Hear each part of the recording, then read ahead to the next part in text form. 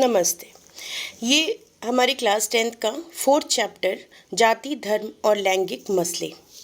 इस चैप्टर में हम पढ़ेंगे कि कैसे सामाजिक जो अलग अलग लोकतंत्र में जो अलग अलग विविधता फैली हुई है, उन असमानताओं के बारे में हम बात करेंगे। सबसे पहला टॉपिक है लैंगिक मसले और राजनीति। कैसे जो जेंडर है वो पॉलिटिक्स के साथ कैसे काम करता है उसके बारे में। निजी और सार्वजनिक का विभाजन, निजी और सार्वजनिकता का विभाजन पढ़ेंगे हम पहले पॉइंट में। चलिए शुरुआत करते हैं कि अगर हम सामाजिक असमानता का यह रूप हर जगह नज़र आता है कि राजनीति के अध्ययन में शायद ही इस बात की पहचान की जाती है। मतलब सामाजिक तौर पर हमें हर जगह दिखता है कि जो लैंगिक असमानता है वो हर जगह है। लैंगिक असमानता को स्वाभाविक कहें या प्राकृतिक, इसे अपरिवर्तनीय मान लिया गया है। हम लोग इतने पुराने टाइम से या बचपन से ही हमारे दिमाग में इस बात को बार बार बोलकर भर दिया जाता है कि जो महिला है वो पुरुष से कमज़ोर है।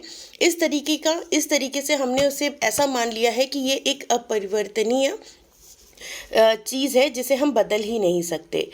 लैंगिक असमानता का आधार स्त्री और पुरुष दोनों की जैविक बनावट से नहीं है। लेकिन आज एक बहुत अच्छी चीज़ आपको पता चलेगी कि जो जेंडर है और जो सेक्स है ये दोनों बिल्कुल अलग चीज़ें हैं। हम ऐसा सोचते हैं कि जेंडर की बात करेंगे तो इसका मतलब है कि हम शारीरिक बनावट की बात कर रहे हैं कि फीमेल की बनावट अलग है और जो मेल हैं, जो पुरुष हैं, उनकी बनावट अलग है। स्त्री पुरुष की जैविक बनावट नहीं, बल्कि इन दोनों के बारे में प्रचलित रूढ़ी छवियां और तयशुदा सामाजिक भूमिकाएं हैं। बल्कि जेंडर हम उसे कह सकते हैं जो हमें बचपन से सिखाया जाता है कि क्या चीज़ें जो फीमेल हैं या जो महिला हैं उसे करनी चाहिए, या जो पुरुष हैं उन्हें क्या चीज़ें करनी चाहिए या नहीं करनी चाहिए। चलिए आगे समझते हैं कि ये लैंगिक जो वर्ड है इसका असली मतलब क्या है। निजी और सार्वजनिक का विभाजन। लड़के और लड़कियों के पालन पोषण के क्रम में यह मान्यता उनके मन में बैठा दी जाती है कि औरतों की मुख्य जिम्मेदारी गृहस्थी चलाने और बच्चों का पालन पोषण करना है। मतलब एक फैमिली में, एक परिवार में जब हम रहते हैं तो हम शुरू से इस बात को देखते हैं कि घर संभालने का, गृहस्थी संभालने का जो काम है वो शुरू से ही महिलाओं के ऊपर डाल दिया जाता है, या उनको ऐसी अपब्रिंगिंग दी जाती है, ऐसी बातें समझाई जाती हैं जिससे उनको लगता है कि घर संभालना सिर्फ उनकी ही जिम्मेदारी है। यह चीज़ अधिकतर परिवारों के श्रम के लैंगिक विभाजन से झलकती है। और इसे हम कैसे कह सकते हैं? श्रम मतलब काम करना। तो जो फीमेल हैं वो घर के अंदर काम करेंगी और जो पुरुष हैं वो घर के बाहर काम करेंगे। औरतें घर के अंदर का सारा कामकाज, खाना बनाना, सफाई करना, कपड़े धोना, बच्चों की देख रेख करना आदि करती हैं, जबकि मर्द घर के बाहर का काम करते हैं। ऐसा नहीं कि मर्द ये सारे काम नहीं करते, दरअसल वे सोचते हैं कि ऐसे कामों को करना औरतों के जिम्मे है। जब वह सिलाई कटाई से लेकर इन्हीं सारे कामों के पैसे मिलते हैं तो मर्द इस काम को खुशी खुशी करते हैं, लेकिन घर के बाहर। अधिकांश दर्जी या होटल या रसोइये पुरुष होते हैं। इस प्रकार औरतें घर से बाहर का काम न करती हों ऐसा भी नहीं है। गांव में स्त्रियां पानी जलावन जुटाने से लेकर खेत में खटने तक का काम करती हैं। शहरों में भी हम देखते हैं कि कई गरीब स्त्री मध्यम वर्गीय परिवार में नौकरानी का काम कर रही होती हैं। मध्यम वर्गीय स्त्री काम करने के लिए दफ्तर जाती है और सच्चाई ये है कि अधिकतर महिलाएं अपने घरेलू काम के अतिरिक्त अपनी आमदनी के लिए कुछ ना कुछ काम करती हैं, लेकिन उनके काम को ज़्यादा मूल्यांकन नहीं माना जाता। उन्हें दिन रात काम करके भी उसका श्रेय नहीं मिलता। ये सब ये जो चैप्टर है या जो इस चैप्टर का इंट्रोडक्शन है ये हमारी और आपकी ज़िंदगी से लगभग रिलेट करता है। इन्होंने बताया कि कैसे जो अगर सच में ये बात होती कि खाना बनाना सिर्फ महिलाओं का काम है तो क्यों बड़े बड़े होटल्स में जो शेफ़ हैं वो जो मेल हैं वो काम कर रहे होते। अगर सच में सिर्फ सिलाई कढ़ाई करना सिर्फ औरतों का काम होता तो क्यों दर्जी की दुकान पर जो मेल पर्सन है वो अब काम कर रहे होते। तो इसका मतलब काम कभी श्रम विभाजन के अकॉर्डिंग नहीं बांटा गया, बल्कि इसको हमने अपनी सुविधा के अनुसार, या यूं कहें कि पुरुष प्रजाति ने अपनी सुविधा के अनुसार बांट लिया है। एक तो महिलाएं मध्यम वर्गीय हों चाहे निम्न वर्गीय हों, वो घर के काम करती हैं क्योंकि शुरू से बचपन से उनके दिमाग में इस बात को भरा जाता है कि घर का काम करना सिर्फ महिलाओं की जिम्मेदारी है। और जब वो बाहर काम करती हैं तो वो घर के काम को भी साथ में करती हैं। ये सब हम आसपास अपनी सोसाइटी में या अपने घरों में इन चीज़ों को देखते हैं।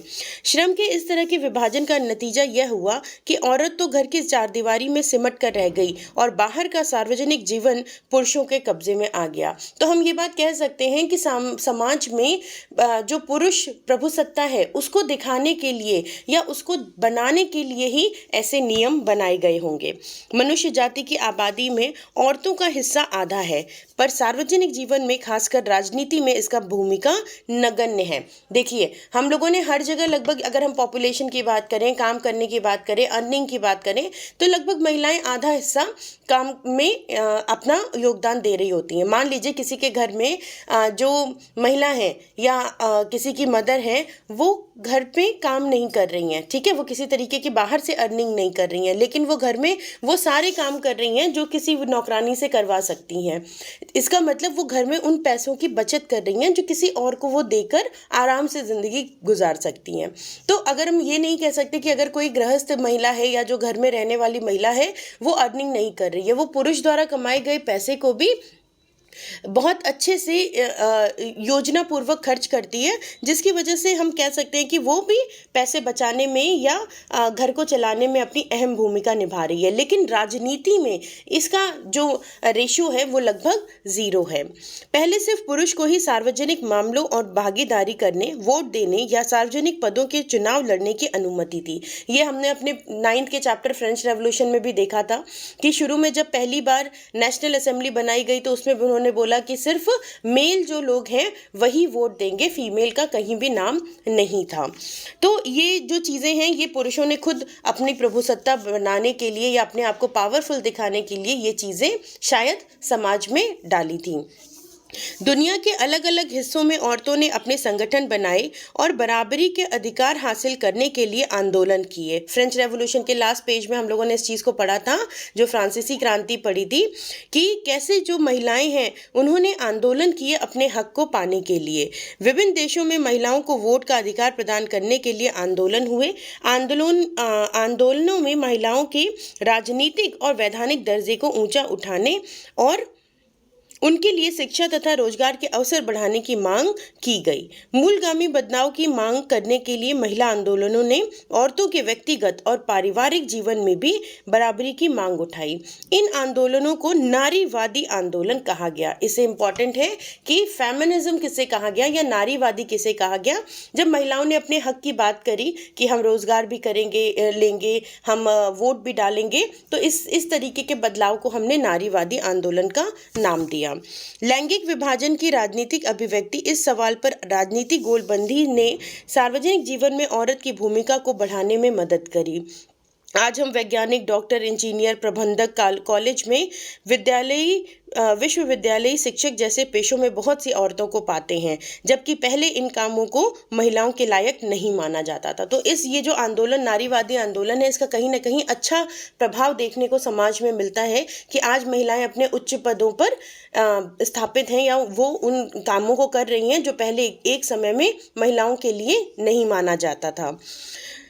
दुनिया के कुछ हिस्सों जैसे स्वीडन, नॉर्वे, फिनलैंड और स्कैंडिनेवियाई देशों में सार्वजनिक जीवन में महिलाओं की भागीदारी का स्तर और भी ज़्यादा ऊंचा है। अगर हम कंपेयर करें दूसरे देशों से तो इन देशों में उनका जो स्तर है वो बहुत ज़्यादा ऊंचा माना जाता है।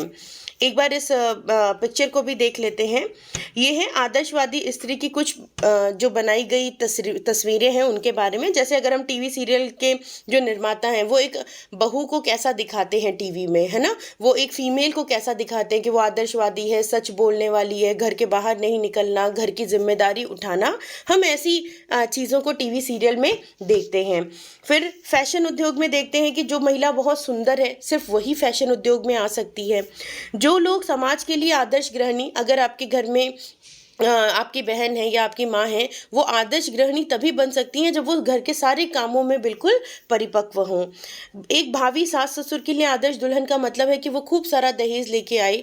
और नियोक्ता और पुरुष सहकर्मियों के लिए आदर्श कर्मचारी फीमेल का मतलब है कि वो बिल्कुल गुलदस्ते की तरह सजी रहे, जिसे सब लोग देखकर खुश होते रहें।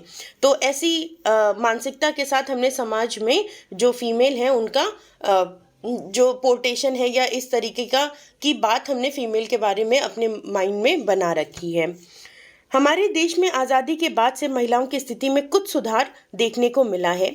हमारा समाज भी पितृ प्रधान मतलब पैटर्नल जो अचीवमेंट है या पैटर्नल जो पैटर्नआर्की है कि सिर्फ पितृ या जो मेल पर्सन है उनको प्रधान माना गया है, इस बात पर ही डिपेंड करता है। महिलाओं में साक्षरता की दर अब भी 54% है, जबकि पुरुषों में 76%। इस प्रकार स्कूल पास करने वाली लड़कियों के लिए एक सीमित संख्या ही उच्च शिक्षा की ओर कदम बढ़ा पा रही है, क्योंकि हम जब लिटरेसी में, जब साक्षरता में हम इतने पीछे हैं तो उच्च पद में पहुंचने में तो हम और ज़्यादा पीछे होंगे ही। जब हम स्कूली परीक्षाओं के परिणाम पे गौर करते हैं तो देखते हैं कि कई जगह पर लड़कियों ने बाजी मारी है। कई जगहों पर उनका प्रदर्शन लड़कों से नहीं तो कमतर भी नहीं है, मतलब लगभग बराबर है। लेकिन आगे की पढ़ाई के दरवाजे उनके लिए बंद किए जाते हैं, क्योंकि माँ बाप अपने संसाधनों को लड़के और लड़की दोनों पर बराबर खर्च करने की जगह लड़कों पर ज़्यादा खर्च करना पसंद करते हैं। ये हर चीज़, ये जो अभी पिछले पेजेस में हमने पढ़ी हैं, ये सब चीज़ें हम अपने सोसाइटी में या अपने आसपास में देखते हैं कि कैसे अगर एक किसी परिवार में एक लड़का है और एक लड़की है, तो जब उच्च स्तर की शिक्षा की बात होगी तो हमेशा लड़के को पहले प्रेफरेंस दिया जाता है कि उसको किसी बाहर पढ़ाई करने भेजा जाए या उसके ऊपर ज़्यादा खर्च किया जाए बजाय कि लड़की के। इस स्थिति के चलते अब भी ऊंची तनख्वाह वाले उच्च पदों पर पहुंचने वाली महिलाओं की संख्या बहुत ही कम है। भारत में औसतन एक स्त्री एक पुरुष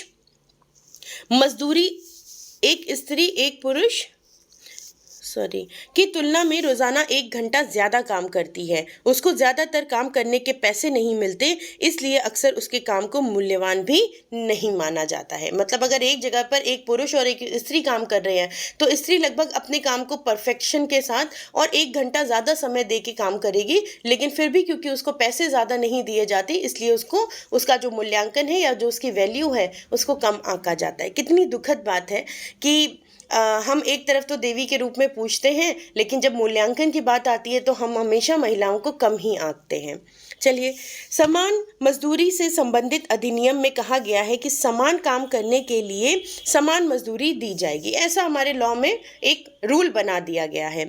काम के हर क्षेत्र में, यानी खेल कूद दुनिया से लेकर सिनेमा के संसार तक, कल कारखानों में काम करने वाले, खेत खलिहान तक, महिलाओं को पुरुष की तुलना में कम मजदूरी मिलती है। आपने शायद ये कभी न्यूज़ में भी देखा होगा कि जो फीमेल एक्ट्रेस हैं उनको कम, या जो एक्ट्रेस हैं उनको कम तनख्वाह मिलती है, या एक मूवी के बदले में अगर जैसे किसी भी बड़े एक्टर का नाम ले लो, किसी भी बड़े एक एक्टर का, तो उसको ज़्यादा पेमेंट मिलेगी, और जो फीमेल होगी चाहे वो भी बहुत बड़ी नाम वाली एक्ट्रेस हो, लेकिन उसको पैसे उसके कंपैरिजन में हमेशा कम मिलते हैं। भारत के अनेक हिस्सों में माँ बाप सिर्फ लड़कों की चाह होती है, लड़कियों को जन्म लेने से पहले ही ख़त्म कर दिया जाता है। इसी मानसिकता से पनपते हैं। देश का लिंग अनुपात प्रति 1000 लड़कों की संख्या गिरकर 919 रह गया। साथ में लगा नक्शा हमें इस बात को बताने में मदद करता है। जैसे यहाँ पे दिया है कि जो गुलाबी रंग से जो पिंक कलर के स्टेट्स हैं दिखाए गए हैं, वो 951 से और उससे अधिक वाली जो रेशियो है वहाँ पर वो लड़कियाँ फीमेल हैं कंपैरिजन करने पे, समानता के अनुसार पे। अगर जो हरा वाला है वहाँ पर 926 से 950 में, जो ऑरेंज है उसमें 901 से 925, और जो लाइट या मस्टर्ड कलर है उसमें 876 से 900। तो ऐसे हमें देखने में आता है कि कैसे हमारा जो पुरुष प्रधान देश है वो महिलाओं के लिए भी कम चीज़ें आंकता है। इवन उनको पैदा होने से पहले ही मारने की भी एक प्रथा चली आ रही है। महिलाओं के उत्पीड़न, शोषण और उन पर होने वाली हिंसा की खबरें हमें रोज़ पढ़ने को मिलती हैं। शहरी इलाके तो महिलाओं के लिए खास तौर पर असुरक्षित हैं, और वे अपने घरों में भी सुरक्षित नहीं हैं, क्योंकि वहाँ भी उन्हें मार पीट कर एवं अनेक तरह के घरेलू हिंसा झेलने को मिलती है। तो ये मतलब इस पिछले जो पेजेस हमने पढ़े इसमें एक बात तो समझ में आएगी, जो स्थिति है महिलाओं की वो काफ़ी दयनीय है। भले ही हम मॉडर्नाइजेशन या औद्योगिकीकरण के फील्ड में आगे बढ़ते जा रहे हैं, लेकिन अगर हम पीठ पीछे देखें तो ये जो समस्याएं हैं ये भी वहीं की वहीं हैं। कुछ सुधार हुआ है लेकिन पूरी तरीके से इस असमानता को नहीं बदला जा सकता। चलिए इसी टॉपिक के साथ इस वीडियो को यहीं पर ख़त्म करते हैं और अगले वीडियो में अगले टॉपिक के साथ मिलते हैं।